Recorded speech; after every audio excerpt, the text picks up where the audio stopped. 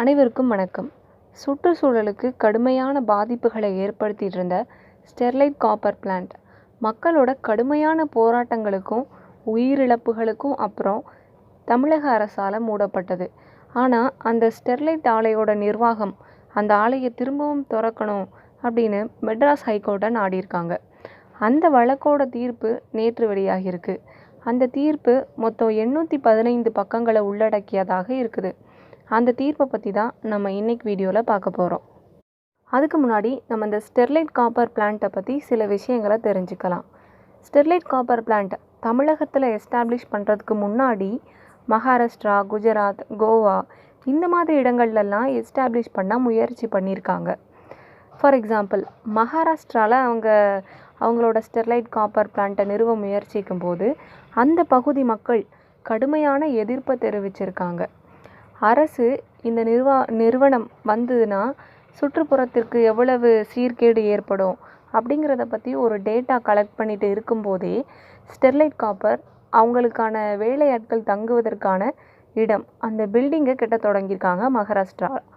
அதை பார்த்துட்டு பொறுக்க முடியாத மக்கள், கிட்டத்தட்ட 20,000 மக்கள் அந்த பில்டிங்கில் புகுந்து அடித்து தரமட்டமாக்கியிருக்காங்க. அதுக்கப்புறம் தான் ஸ்டெர்லைட் காப்பர் நம்ம தமிழ்நாடு பக்கம் 1994 வந்திருக்காங்க. நம்ம தமிழ்நாடை பொறுத்த வரைக்கும் ஸ்டெர்லைட் காப்பருக்கு என்விரான்மெண்ட் கிளியரன்ஸ் ரொம்ப ஈஸியாகவே கிடச்சிருக்கு. இந்த ஸ்டெர்லைட் ஒரு காப்பர் மேனுஃபேக்சர் பண்ணக்கூடிய இண்டஸ்ட்ரி, அதாவது red category industry. Red category industry அப்படின்னா அதிகமான நச்சுத்தன்மை உள்ள பொருட்களை வெளியிடக்கூடிய, சுற்றுச்சூழலை மாசுபடுத்தக்கூடிய ஒரு இண்டஸ்ட்ரி தான் இந்த Sterlite copper industry. Sterlite copper மாதிரியான ரெட் கேட்டகரி இண்டஸ்ட்ரி அவங்க இண்டஸ்ட்ரியை தொடங்குறதுக்கு முன்னாடியே என்விரான்மெண்ட் கிளியரன்ஸ் கண்டிப்பாக வாங்கணும். அப்போ தான் அவங்க இண்டஸ்ட்ரியை ஸ்டார்ட் பண்ண முடியும். தமிழ்நாட்டில் இவங்க இண்டஸ்ட்ரியை தொடங்குறதுக்கு 1995 போத் சென்ட்ரல் கவர்மெண்ட்டில் இருந்தும் ஸ்டேட் கவர்மெண்ட்டில் இருந்தும் இவங்க என்விரான்மெண்ட் கிளியரன்ஸ் வாங்கியிருக்காங்க. இவங்க இண்டஸ்ட்ரியை தொடங்கும்போது இவங்களுக்கு தமிழ்நாட்டை பொறுத்த வரைக்கும் 234 ton copper, 638 ton sulphuric acid இவ்வளவும் இவங்க ஒரு நாளையில் ப்ரொடியூஸ் பண்ணுறதுக்கு இவங்களுக்கு பெர்மிஷன் இருந்தது. ஆனால் இவங்க இதை விட அதிகமான பொருளை ப்ரொடியூஸ் பண்ணணும்னு நினச்சாங்க. அதனால் 1996 திரும்பவும் பெர்மிஷன் வாங்கி 391 ton copper and 1060 ton sulphuric acid produce பண்ணாங்க. அதுக்கப்புறம் இந்த ப்ரொடக்ஷனும் போதாது, இன்னும் அதிகமாக ப்ரொடியூஸ் பண்ணணும்னு 2004 இவங்க 391 டன் காப்பரில் இருந்து 900 டன் காப்பர் ஒரு நாளைக்கு ப்ரொடியூஸ் பண்ணுறதுக்கு அப்ளை பண்ணி பெர்மிஷன் வாங்குகிறாங்க. அதுக்கப்புறம் 2005 இதை இன்னும் கொஞ்சம் இன்க்ரீஸ் பண்ணி 900 டன் காப்பரில் இருந்து 1200 டன் காப்பர் ஒரு நாளைக்கு ப்ரொடியூஸ் பண்ணாங்க.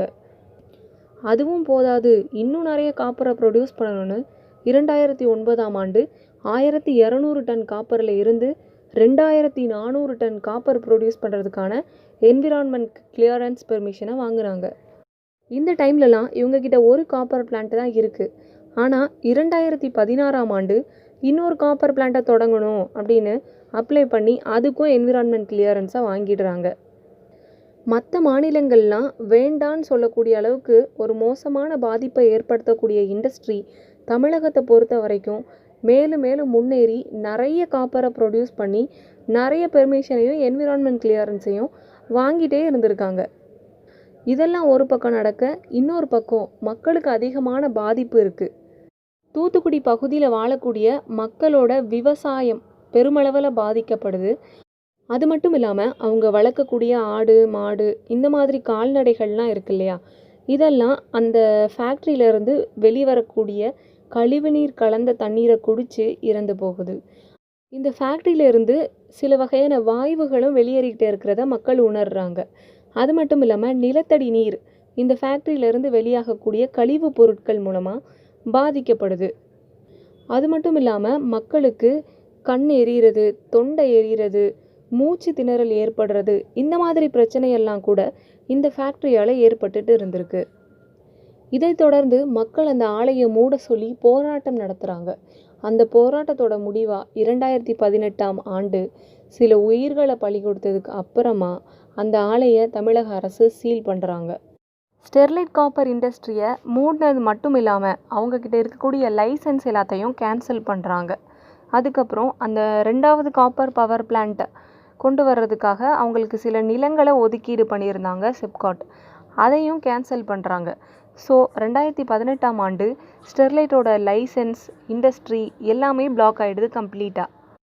இதை தொடர்ந்து ஸ்டெர்லைட் நிர்வாகம் அவங்க பக்கமும் நியாயங்கள் இருக்கிறதா நினச்சி உயர்நீதிமன்றத்தை நாடுறாங்க. அதில் அவங்க பல விஷயங்களை சொல்லியிருக்காங்க. என்னென்ன காரணங்களுக்காக எங்களுக்கு இந்த இண்டஸ்ட்ரியை திரும்பவும் திறக்கிறதுக்கு அனுமதி தரணும்னு கேட்டிருக்காங்க. அது என்னென்ன காரணங்கள் சொல்லியிருக்காங்கன்னு பார்க்கலாம். முதல் காரணம் என்ன சொல்கிறாங்கன்னா, எங்களோட ஃபேக்ட்ரியை மூடினது நேச்சுரல் ஜஸ்டிஸ், அதாவது இயற்கை நீதிக்கு மாறானது. ஏன்னா எங்களோட லைசன்ஸை கேன்சல் பண்ணியிருக்காங்க, ஃபேக்ட்ரியை மூடியிருக்காங்க. ஆனால் அதுக்கு முன்னாடி எங்களுக்கு எந்த ஒரு நோட்டீஸோ எக்ஸ்ப்ளனேஷனோ எதுவுமே கொடுக்கல. அதனால் இது நேச்சுரல் ஜஸ்டிஸ்க்கு அகெயின்ஸ்டான ஒரு விஷயம் அப்படின்னு ஃபஸ்ட்டு பாயிண்ட்டை எடுத்து வைக்கிறாங்க. அடுத்ததாக என்ன விஷயம் சொல்கிறாங்கன்னா, எங்களோட ஃபேக்ட்ரி பொல்யூட் பண்ணுது, சுற்றுச்சூழலை மாசுபடுத்துதுன்னு சொல்கிறாங்க. ஆனால் ஒரு கிளியர் ஃபைண்டிங் இல்லை. இதுதான் எங்களோட ஃபேக்ட்ரியிலேருந்து வெளியேறுது, இதுதான் சுற்றுச்சூழலை மாசுபடுத்துது அப்படின்னு எந்த ஒரு கிளியர் ஃபைண்டிங்குமே இல்லாமல் எங்களோட ஃபேக்ட்ரியை மூடிட்டாங்க அப்படின்னு 2வது விஷயம் சொல்கிறாங்க. அடுத்ததாக என்ன சொல்கிறாங்கன்னா, நாங்கள் இந்த இந்திய நாட்டில் அதிக அளவிலான காப்பரை ப்ரொடியூஸ் பண்ணுறோம். இது இந்தியாவோட பொருளாதாரத்துக்கு ரொம்பவும் உதவியாக இருக்குது. எங்களோட ஆலையை மூடி நாங்கள் காப்பர் ப்ரொடியூஸ் பண்ணலைன்னா இந்தியா வெளிநாடுகளில் இருந்து இந்த காப்பரை இம்போர்ட் பண்ண வேண்டியது இருக்கும். இதனால் இந்தியன் எக்கனாமிக்கு கண்டிப்பாக பெரிய அளவில் பாதிப்பு இருக்குது. அதனால் நாங்கள் திரும்பவும் இண்டஸ்ட்ரியை திறக்கிறதுக்கு அனுமதிக்கணும்னு கேட்குறாங்க. அடுத்ததாக இவங்க சொல்கிற விஷயம் என்னென்னா, சிப்காட் இண்டஸ்ட்ரியல் காம்ப்ளெக்ஸில் மொத்தம் 63 இண்டஸ்ட்ரீஸ் இருக்குது. இந்த 63 இண்டஸ்ட்ரீஸுமே ரெட் கேட்டகரி இண்டஸ்ட்ரீஸ், அதாவது பொல்யூஷன் அதிகமாக ஏற்படுத்தக்கூடிய இண்டஸ்ட்ரீஸ். இந்த 63 இண்டஸ்ட்ரி மேலேயுமே சந்தேகப்படாமல் 63 இண்டஸ்ட்ரீஸ் மேலேயே சேர்த்து ஆக்ஷன் எடுக்காமல் ஸ்டெர்லைட்டுங்கிற என்னோட தனிப்பட்ட இந்த ஒரு ஃபேக்ட்ரியை மட்டும் ஆக்ஷன் எடுக்கிறது ரைட் டு ஈக்குவாலிட்டியை பாதிக்குது. நாங்கள் சோல் கான்ட்ரிபியூட்டர் கிடையாது, ஏற்படுற பொல்யூஷனுக்கெல்லாம் நாங்கள் தான் காரணம்னு சொல்ல முடியாது, மற்ற இண்டஸ்ட்ரீஸையும் பார்க்கணும் இல்லையா அப்படின்னு ஒரு வாதத்தை எடுத்து வைக்கிறாங்க. இதன் மூலமாக இவங்க இந்தியன் கான்ஸ்டியூஷனில் கொடுக்கக்கூடிய அடிப்படை உரிமையான ஆர்டிக்கிள் 14 அடியில் வரக்கூடிய ரைட் டு ஈக்குவாலிட்டி எங்களுக்கு மறுக்கப்படுதுன்னு இந்த ஸ்டெர்லைட் இண்டஸ்ட்ரி சொல்கிறாங்க. அடுத்ததாக இன்னொரு விஷயத்துக்கு எக்ஸ்ப்ளனேஷன் கொடுக்காங்க. அதாவது 2018ஆம் ஆண்டு இவங்களோட ஃபேக்ட்ரியை க்ளோஸ் பண்ணுறதுக்கு ஒரு முக்கிய காரணமாக சொல்லப்படுறது என்னென்னா, அவங்க ஃபேக்ட்ரியிலேருந்து வெளியே வரக்கூடிய கழிவான காப்பர் ஸ்லாகை ஒழுங்காக அவங்க ரிமூவ் பண்ணலை அப்படிங்கிறது ஒரு அலிகேஷன். இதுக்கு இவங்க என்ன எக்ஸ்ப்ளனேஷன் கொடுக்குறாங்க அப்படின்னா, as per Tamil Nadu pollution control board இந்த காப்பர் ஸ்லாகுங்கிற கழிவு வெளியே வரக்கூடியதை விற்பனை பண்ணலாம் மற்றவங்களுக்கு. அதன்படி நாங்கள் அந்த காப்பர் ஸ்லாகை விற்பனை பண்ணிட்டோம். விற்பனை பண்ணதுனால இது மற்றவங்களோட ப்ரைவேட் ப்ராப்பர்ட்டி, மற்றவங்களோட பட்டா உள்ள லேண்டில் தான் அந்த காப்பர் ஸ்லாக் இருக்குது. அப்படி நாங்கள் சேல் பண்ணதுக்கு அப்புறமா அந்த காப்பர் ஸ்லாக் யாரோட ப்ரைவேட் லேண்டில் இருக்கோ அவங்க மேலே தான் ஆக்ஷன் எடுக்கணுமே தவிர எங்கள் மேலே ஆக்ஷன் எடுக்கக்கூடாது. நாங்கள் அதை டிஸ்போஸ் பண்ணிட்டோம் சேல் பண்ணுறதன் மூலமாக அப்படின்னு சொல்கிறாங்க. இது அந்த பர்டிகுலர் லேண்ட் ஓனரோட மிஸ்டேக் தானே தவிர இவங்க ஃபேக்ட்ரியோட மிஸ்டேக் கிடையாதான்.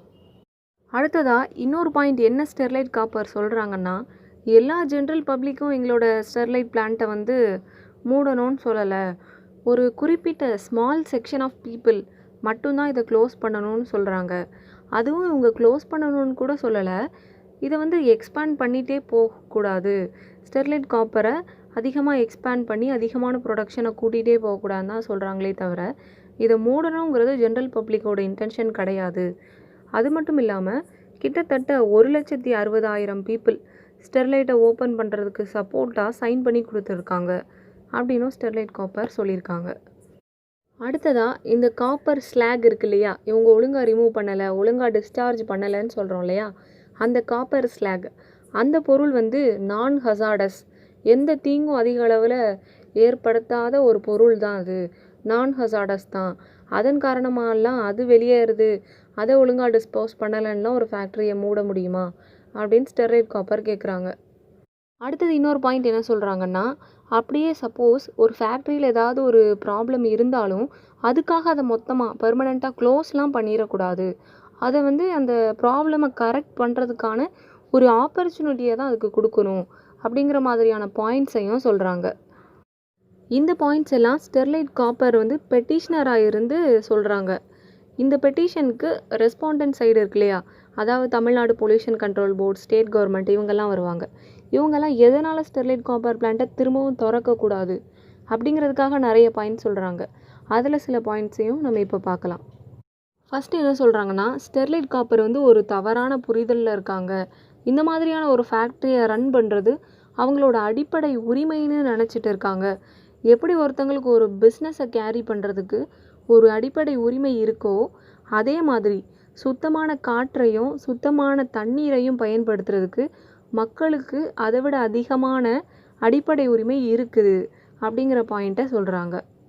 அது மட்டும் இல்லாமல் இதுக்கு முன்னாடியே ஸ்டெர்லைட் காப்பர் மேலே பல வழக்குகள் உச்சநீதிமன்றத்துலேயும் சரி உயர்நீதிமன்றங்கள்லேயும் சரி நடந்திருக்கு.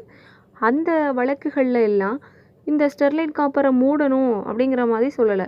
ஸ்டெர்லைட் காப்பருக்கு அதன் மேலே இருக்கக்கூடிய தவறுகளை பொல்யூட் அதிகமாக பண்ணுறத திருத்திக்கிறதுக்கான ஆப்பர்ச்சுனிட்டியை தான் கொடுத்துருக்காங்க. ஆனால் அவங்க வந்து ஆல்ரெடி பொல்யூட் பண்ணிட்டு இருந்தாங்க. அந்த ஆப்பர்ச்சுனிட்டி கொடுத்ததுக்கப்புறமும் பொல்யூட் பண்ணிட்டு தான் இருந்தாங்க. இனிமேல் திரும்ப இந்த பிளான்ட்டை வந்து ஓப்பன் பண்ணலாம், ரீஓப்பன் பண்ணிடலாம் அப்படின்னு சொன்னால் திரும்பவும் பொல்யூட் தான் பண்ண போகிறாங்க அப்படின்னும் சொல்கிறாங்க. அதுக்கப்புறம் என்னென்னா, வாட்டர் ஆக்ட், ஏர் ஆக்ட் இந்த மாதிரி சட்டங்கள் எல்லாம் தண்ணீர் மாசுபாடு, காற்று மாசுபாடு இதையெல்லாம் குறைக்கிறதுக்காகவும் கண்ட்ரோல் பண்ணுறதுக்காகவும் இந்த மாதிரி பெரிய இண்டஸ்ட்ரீஸ் கிட்ட இருந்து என்விரான்மெண்ட்டை காப்பாற்றுறதுக்காகவும் கொண்டு வந்திருக்காங்க. இந்த சட்டங்களின் படியெல்லாம் இந்த ஸ்டெர்லைட் காப்பர் வந்து நடக்கலை. இதில் உள்ள கண்டிஷன்ஸ் எல்லாம் அவங்க கொஞ்சம் மீறி இருக்காங்க. அது மட்டும் இல்லாமல் ஸ்டேட் கவர்மெண்ட்டுக்கு இந்த சட்டங்களின்படி இந்த கண்டிஷன்ஸ் எல்லாம் ஃபாலோ பண்ணாத ஒரு இண்டஸ்ட்ரியை பெர்மனண்ட்டாக மூடுறதுக்கு ஃபுல் பவர் இருக்குது. அதுக்கப்புறம் எப்படி இந்தியன் கான்ஸ்டியூஷனில் ஒரு நபர் வந்து ஒரு பிஸ்னஸை செய்கிறதுக்கு அவங்களுக்கு அடிப்படை உரிமை இருக்கோ, அதே போல் ரைட் டு லைஃப்னு ஆர்டிகல் 21 படி ஒரு உரிமை இருக்குது. ரைட் டு லைஃப்னால் அது வந்து க்ளீனான வாட்டர் கிடைக்கிறது, க்ளீனான தண்ணி கிடைக்கிறது, க்ளீனான சுற்றுச்சூழல் கிடைக்கிறதையும் இன்க்ளூட் பண்ணும். க்ளீன் என்விரான்மெண்ட் அப்படிங்கிறது வந்து ரைட் டு லைஃப்குள்ளே ஒரு விஷயமாக தான் வருது. இவங்க வந்து இந்த இண்டஸ்ட்ரியை தொடர்ந்து ரன் பண்ணாங்கன்னா மக்களோட ரைட் டு லைஃபே பாதிக்கப்பட்டுரும். அதுக்கப்புறம் இந்த ஸ்டெர்லைட் காப்பர் எப்படி வந்து வாட்டர் பொல்யூஷனை ஏற்படுத்துகிறாங்கன்னா, பாஸ்போகிப்சம் அப்படிங்கிற ஒரு சப்ஸ்டன்ஸ், ஒரு கெமிக்கலை அவங்க 3200 டன் ப்ரொடியூஸ் பண்ணுறாங்க. 3200 டன் ப்ரொடியூஸ் பண்ணுறாங்களே தவிர இதை ரிமூவ் பண்ணுறதுக்கோ டிஸ்சார்ஜ் பண்ணுறதுக்கோ அவங்கக்கிட்ட ப்ராப்பரான மேனேஜ்மெண்ட்டோ பிளானிங்கோ கிடையாது. இவங்க வந்துட்டு சென்ட்ரல் பொல்யூஷன் கண்ட்ரோல் போர்டோட கைட்லைன்ஸை இந்த விஷயத்தில் ப்ராப்பராக ஃபாலோ பண்ண முடியலை. இதனால் இந்த பாஸ்போகிப்சம் நம்மளோட கிரவுண்ட் வாட்டரை கண்டாமினேட் பண்ண அதிக அளவிலான வாய்ப்பு இருக்குது. அதனால் இந்த வாட்டர் பொல்யூஷனை கண்ட்ரோல் பண்ணுறதுக்காகவும் ப்ரிவெண்ட் பண்ணுறதுக்காகவும் நம்ம இந்த ஸ்டெர்லைட் காப்பரை க்ளோஸ் பண்ணலாம். அதுக்கப்புறம் ஏர் பொல்யூஷன், ஸ்டெர்லைட் காப்பர் எப்படி ஏர் பொல்யூஷன் ஏற்படுத்தியிருக்காங்கங்கிறது ஐடென்டிஃபை பண்ணுறோன்னா, அந்த லோக்காலிட்டியில் வாழக்கூடிய மக்களுக்கு தொண்டை, கண் இந்த மாதிரி இடங்கள்லாம் இரிட்டேஷன் ஏற்பட்டுகிட்டே இருக்குது. அது மட்டும் இல்லாமல் மூச்சு திணறல், அந்த நச்சு கலந்த காற்றை சுவாசிக்கும் போது அந்த மக்களுக்கு மூச்சு திணறலும் ஏற்படுது. இதன் மூலமாக ஸ்டெர்லைட் காப்பர் இங்கே இருக்க ஏரையும் பொல்யூட் பண்ணியிருக்காங்கங்கிறத நம்ம தெரிஞ்சுக்கலாம். நெக்ஸ்ட் பாயிண்ட் என்னென்னா, ஸ்டெர்லைட் காப்பரை க்ளோஸ் பண்ணணும். க்ளோஸ் பண்ணால் தான் அது மக்களுக்கு நல்லது. அது பப்ளிக் இன்ட்ரெஸ்ட். ஸ்டெர்லைட் காப்பரை ஓப்பன் பண்ணணும். ஓப்பன் பண்ணால் நிறைய காப்பரை ப்ரொடியூஸ் பண்ணலாம், நிறைய இன்கம்மை வந்து பெறலாம். அது வந்து ஒரு இண்டிவிஜுவலோட கமர்ஷியல் இன்ட்ரெஸ்ட். எப்போவுமே ஒரு இண்டிவிஜுவலோட கமர்ஷியல் இன்ட்ரெஸ்ட்டை விட பப்ளிக் இன்ட்ரெஸ்ட் தான் ஒரு நேஷனில் ப்ரிவேல் ஆகும். ஸோ நம்மளோட Tamil Nadu pollution control board precautionary பிரின்சிபலை யூஸ் பண்ணி இந்த ஸ்டெர்லைட் காப்பரை க்ளோஸ் பண்ணியிருக்காங்க. அதாவது ப்ரிசம்ஷன் வந்து எப்போவுமே நம்ம என்விரான்மெண்ட்டுக்கு ஃபேவராக தான் எடுக்கணும்.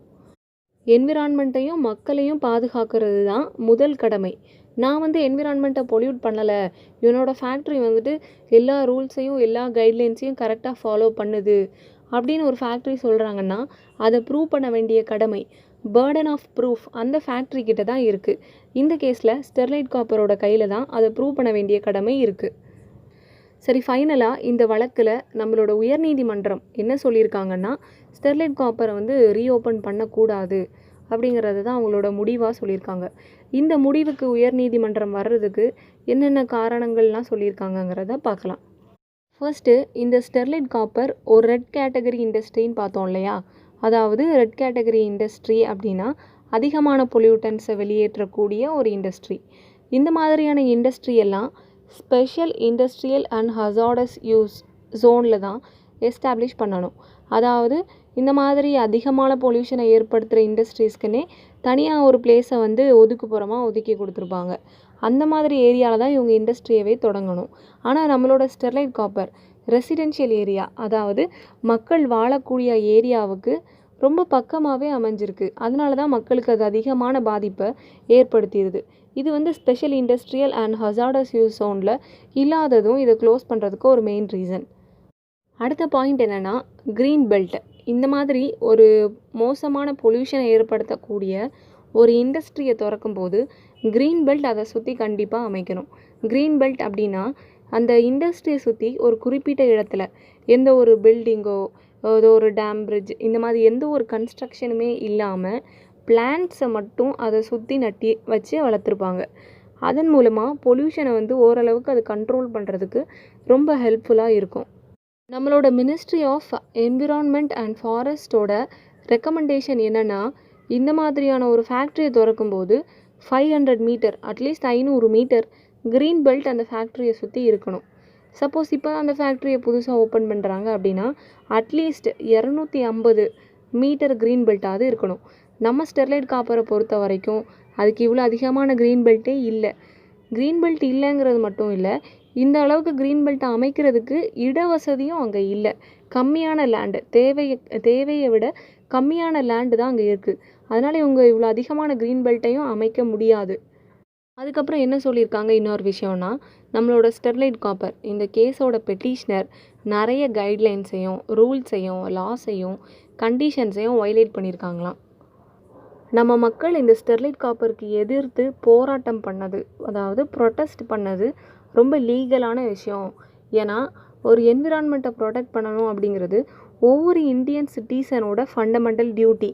ஆஸ் பர் இந்தியன் கான்ஸ்டியூஷனோட ஆர்டிக்கல் 51A கிளாஸ் G படி ஒவ்வொரு இந்தியன் சிட்டிசனும் நம்ம வாழ்கிற என்விரான்மெண்ட் க்ளீனாக இருக்கணும், அதை ப்ரொடெக்ட் பண்ணணும், வைல்ட் லைஃப்பை ப்ரொடெக்ட் பண்ணணும், ஹிஸ்டாரிக்கல் மானுமெண்ட்ஸை ப்ரொடெக்ட் பண்ணணும். இந்த மாதிரி நிறைய ஃபண்டமெண்டல் டியூட்டிஸ் இருக்குது. அதனால் இந்த என்விரான்மெண்ட்டுக்காக மக்கள் ப்ரொட்டஸ்ட் பண்ணது ரொம்ப லீகலான கரெக்டான ஒரு விஷயமாக தான் நம்மளோட ஹானரபிள் ஹைகோர்ட் பார்க்குறாங்க. இந்த ஸ்டெர்லைட் காப்பர் அவங்க எஸ்டாப்ளிஷ் பண்ணதுலேருந்து சில பல வாட்டி க்ளோஸ் ஆகி திரும்பவும் ரீஓப்பன் ஆகி திரும்பவும் க்ளோஸ் ஆகி இந்த மாதிரி விஷயங்களெல்லாம் நடந்துகிட்டே இருந்திருக்கு. இந்த 2018 தான் இதுக்கு ஒரு முடிவு வந்து ஸ்டெர்லைட் காப்பர் பெர்மனெண்ட்டாக க்ளோஸ் ஆகியிருக்கு. நமக்கு நேற்று வந்த ஜட்ஜ்மெண்ட்டும் அதையே திரும்பவும் சொல்லி ஸ்டெர்லைட் காப்பரை திரும்ப ஓப்பன் பண்ண தேவையில்லை, அது க்ளோஸ் பண்ணியிருக்கிறது தான் கரெக்டுன்னே ஜட்ஜ்மெண்ட் கொடுத்துட்டாங்க.